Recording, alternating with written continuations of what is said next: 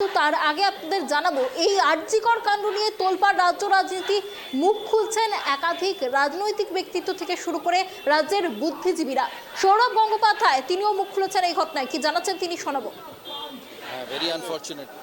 Very unfortunate. A strict action নেওয়া উচিত. There should be strict action against it.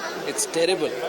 Really terrible. হাসপাতালে যদি এরকম হয় তাহলে সাধারণ মানুষের Absolutely. সেই সব জায়গায় সব কিছু সম্ভব, তাই সেরকমভাবে সিসিটিভি ক্যামেরাস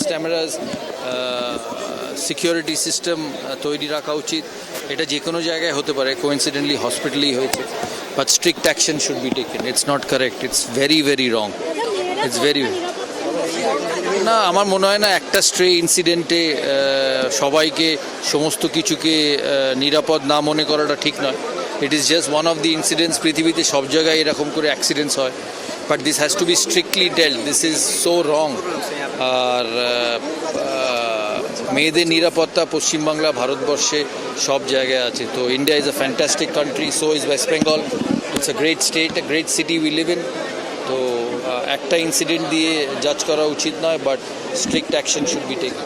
কিন্তু সরকারি হসপিটালে নিরাপত্তা তো বাড়ানো উচিত। একটা সরকারি হসপিটালে নিরাপত্তা সব জায়গায় বাড়ানো উচিত, কারণ পেশেন্ট, ডক্টর, ছেলে মেয়ে তো সব জায়গায় থাকে।